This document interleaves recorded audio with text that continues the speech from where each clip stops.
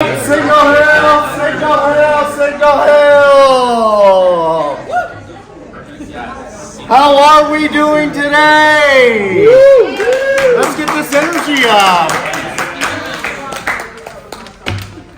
I want to bring up Yul, who is one of our sponsors here, and he's going to introduce our speaker. Hi, I'm Ian Brown. I'm a resident of Signal Hill for I think 27, 28 years. But one of the things I created was a YouTube channel called Stage Explorations. It's all about 99 seat theaters and the smaller theaters that are really never covered, but they really help the communities that they live in. And one of the theaters I've started interviewing in person is Sean McMULLEN. We've interviewed him in 2024, and we've interviewed back and forth.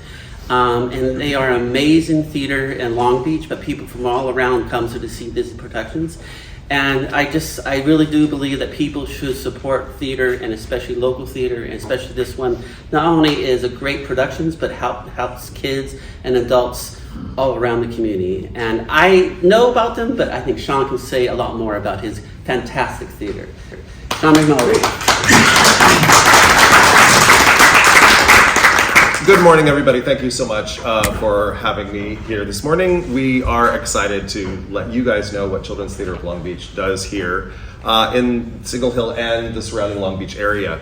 We have a reach that does extend all the way to Pico Rivera and into Orange County with the students that come to many of our different products. We have, I'm jumping ahead.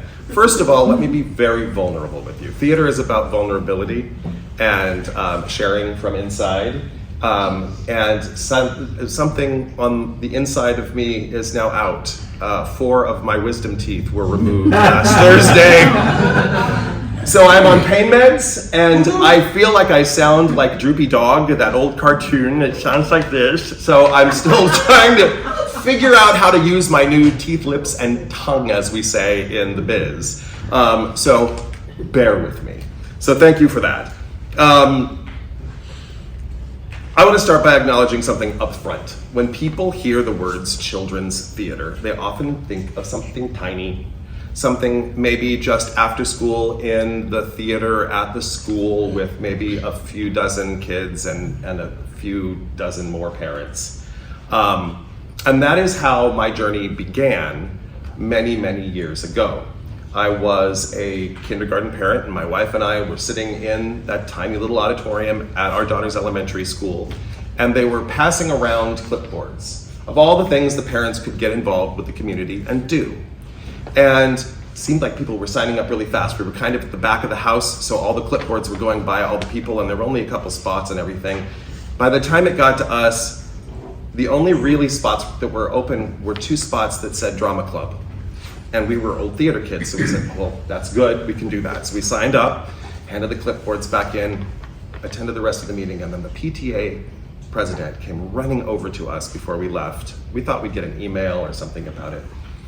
Shaking my hand furiously, she said, "Thank you for running our after-school drama program." And thus it began. That was back in 2000, and all this time later, I'm still doing children's theater. I saw the value of what children's theater could do for just a little school and just those kids. We went home, we wrote the curriculum, and we said, all the things that happened to us when we were kids in theater, what were the good things and what were the bad things? And the great things that we remembered were getting together with our parents, making scenery and costumes, reaching out to the community for support, going around to businesses and saying, we're doing a play. Can you donate pies? Because we have to eat pies in the play, right? Can you donate a stove? We got like potbelly stoves and all sorts of things donated from local businesses that we then put in the program. And it brought the community together because those business owners came to see the show and brought their families. Our families got closer because we were working together on an individual project. And that is how we wanted Children's Theater of Long Beach to be formed when 11 years later, after that first meeting, we became a nonprofit. So we formed a little board of 5 and all the lessons we'd learned in just being volunteer parents at Fremont Elementary School in Long Beach, we codified, and then we added. We saw that over the course of that time, kids have big emotions, and parents have big emotions about what's going on stage, backstage.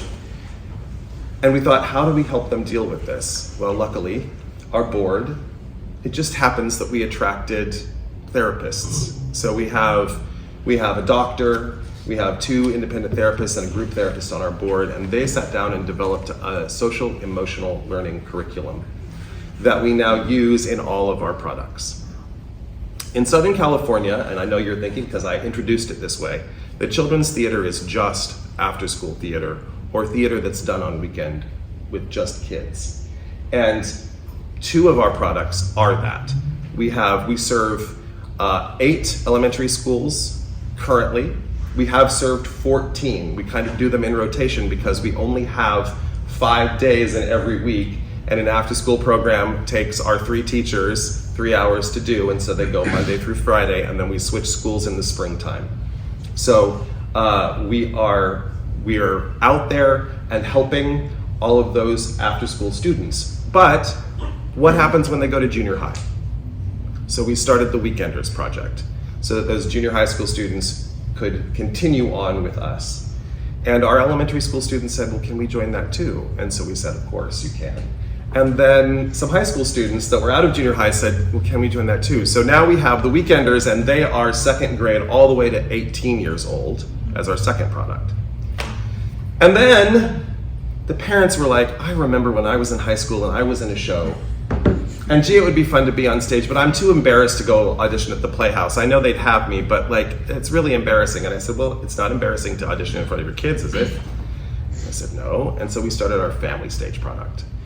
And that's where adults and kids perform side by side on stage. And so we have a complete continuum where elementary school kids learn from us and our teachers who are now coming from our Weekender program. So we have high school graduates that are now in college that have joined me and are in our elementary schools teaching the next generation to become the Weekenders. And we have some high school students that are now adults and their parents on stage with us in the summers for Pirates of Penzance, and also right now on stage in our production of Chitty Chitty Bang Bang. We are really, really excited that across all of those products, we don't just warm up at the beginning of a rehearsal with vocal warm-ups and physical warm-ups, but we also warm up emotionally. We use those SEL techniques to teach people how to get a hold of those big emotions that we all have in life. And why am I telling you this? Because usually theater people get up here and when they're talking to a group of community leaders, they say, theater builds self-confidence. Theater builds public speaking skills. Theater is a thing that connects you to learning how to be the next great person in the workforce. But what if that great person in the workforce has no emotional regulation? Are they a good employee? Probably not. Are they a good leader if they don't have good emotional regulation? Probably not. We've all dealt with those managers before, haven't we? So we are looking at the whole person and not just training kids to act and sing and dance, which is important, but that was never my wife's and my intentions when we started this after-school program. We knew we needed a place for kids that didn't fit into the chess club to come to, and kids that didn't fit into the after-school soccer program to come to. But we also said those kids often are on the spectrum. I raised my hand to being a high-functioning autistic man. And some of those kids are disabled in many other ways. And here, those kids can find a voice and a way to center themselves so that they can use that voice in the community. So, how does that benefit you? Well, they become your employees. They also become fellow business leaders. They could sit right out here with you one day and start their own business. That's what I did. Children's Theater of Long Beach led me to be my own boss. I was a teacher at Orange County School of the Arts for a decade. I also taught freeway flying classes at colleges. But because the community came together and needed this so badly, it grew and grew and grew so that I was able to leave those other jobs and stand here full-time in front of you as another business leader. It can do the same for all those kids. And you can support us, not just by helping us with grants, thank you F&M Bank, not just other ideas. They gave us a wonderful, wonderful grant last year that supported 4 of our after-school programs so that we could provide scholarships. We provide scholarships for anyone who needs it. All you have to do is ask. We believe everybody who wants to be on stage should be on stage. You can also support us by just being an underwriter and saying, hey, what do you need next? Do you need some more lighting? Do you need some more microphones? And then we tell you what it is, and then when we do our shows, we say the microphones are provided by, and we say your name. You can also advertise with us. We have programs. And at all of those school sites, the lowest school site enrollment I think we have right now is 30 kids at one school site. The highest we have is 160. Our highest total has been 250 kids at Fremont Elementary School. And all of those families come to see our shows. So, simplest way would be just to take out an ad in one of our programs, or in all of our programs for the entire year. And you support all of those kids. You'll help them get scholarships, because we'll put your advertising money directly into the scholarship fund and list you as a donor to the scholarship funds. So, Children's Theater of Long Beach seeks to be an integral member of the community here, not just in Long Beach, but in Signal Hill, Pico Rivera, and beyond, to bring people together. We send our kids out just like I was sent out to find pies. They might be coming to you to ask you to donate something for a prop, but I'm just here to say, come see a show. That's the simplest way to support. So thank you all for your time.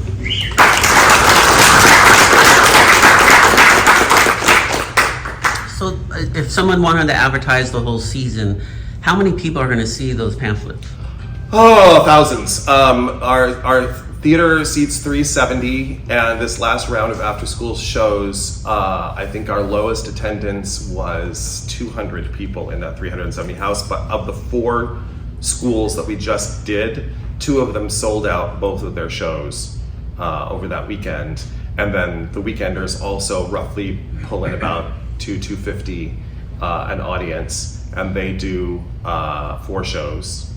And then our family stages, we're doing 3 weekends of Chitty Chitty Bang Bang, and so that's going to bring in roughly the equivalent, so thousands over the year. And please talk about that theater, the amazing theater that you're doing. Oh, our home, our current home. So we've got 2 homes now, actually. Our original home that we're performing Chitty Chitty Bang Bang at is the Ernest Borgnine Theater in downtown Long Beach. Nobody knows about it. It's on 9th and Elm. It is in the Scottish Rite Event Center. Okay. You know that building. Yeah. In the middle of that building on the 2nd floor is a theater dedicated to Ernest Borgnine, because he was a Scottish Rite Mason, he was a Shriner, he was an everything. And I think it was a year before he passed away, they dedicated it to him. It is 100 years old this year, and she looks like an old Broadway stage. It's beautiful inside, and everything is historic. They didn't replace anything when they could have in the 50s. They just did a rehab on the other side of the proscenium to upgrade all of their tech. And when we're currently going through helping them upgrade their tech yet again. We're buying monitors to help prompt the kids. We're buying more microphones. We just invested in through Long Beach Gives. Long Beach Gives helped us buy brand new strip lights, because the old strip lights were from the 50s and got really hot, and I have kindergartners down here that think, oh, pretty colored light, and wanted to touch the glass. So we'd have to put up barriers and stanchions and have parents guarding them so that they wouldn't touch them. But now we have cool light strip lights. So that's that kind of sponsorship thing that you guys can help out with. And then our second stage is with the Los Altos United Methodist Church. We just got our home base there. We're going to start actually teaching academy classes. That's the next phase for us in expansion. I have lots of parents asking, well, do you give acting classes? And we haven't. We've been staging shows. So now we're going to actually do classes in singing, dancing, acting, sewing, designing, drawing, painting, all of that stuff. Yes? Is that the one on the card? It's on Woodruff and Willow, right at the on-ramp and off-ramp for the 405. So really easy freeway access, big parking lot. We have 4 classroom spaces that we can use. And we are probably going to do our Christmas show, family stage Christmas show there in their auditorium next year. So we have a wonderful version of Christmas Carol that we do. So we're hoping to stage it there. What's your website that we can find out all of this information? It is long, and you got to remember that we're Theat RE and not a Theat ER. So we're Children's Theater of Long Beach.org. Children's Theater of Long Beach. Or follow us on Instagram at children's_theater_RE_LB. Yes. When is going to be your next show? Chitty Chitty Bang Bang opens February 21st. So coming up fast. We're about to fly off in that magic car. And what's the price for the ticket? The price for the tickets are $30 for premium seats and $25 for general seating. It's all at children'stheateroflongbeach.org. Oh, okay. Yeah. And your summer program? Summer Preston? Summer program, we are currently kind of up in the air because Dick Van Dyke just had his 100th birthday, and we're partnering with St. Anthony's High School to promote. They are doing Mary Poppins, and so we are doing Chitty Chitty Bang Bang, and we're thinking of adding a 3rd Dick Van Dyke show to celebrate his 100th. We're thinking of Bye Bye Birdie. And our traditional one that we've done every summer since the pandemic, we came back from the pandemic in 2002, was Pirates of Penzance. We have our own pop, rock, punk version of Pirates of Penzance that we've been doing, which is super fun with a live band, and Mabel looks like Cyndi Lauper, and it's pretty fun. How do you choose your productions? The different products choose different ways. So the after school programs are all based on children's literature. So, after school program, we're doing Alice in Wonderland. That's the mushroom shirt. I'm going to auditions for Alice in Wonderland to Fremont Elementary School this afternoon, so I'm dressed for the auditions. I always try and theme myself. Yesterday, we're also doing Finding Nemo at 2 of our year-round schools. They just did Frog and Toad, A Year with Frog and Toad, and they're doing Finding Nemo, so I'll be wearing my fish shirt tomorrow. I try and theme myself. We choose those because they're based on children's literature. Then the weekenders, they choose. So they put in shows and then they vote shows off the island until we get down to 3 shows. And then we reverse the polarity and then we do a poll in our band app of all of our after school programs of which one they like the best. And so right now Beetlejuice is in the lead for the fall. And then Chitty Chitty Bang Bang and Pirates. So those are all of our different stages happening. And the Chitty Chitty Bang Bang and Pirates family stage stuff is kind of the adults in the room, board kind of goes, gee, I've always wanted to do that show, and that's sort of how that's picked. We don't have a formal selection. Whoever's loudest and really has a passion for it gets to take the reins. Any other questions? Thank you so much, everyone, for your time.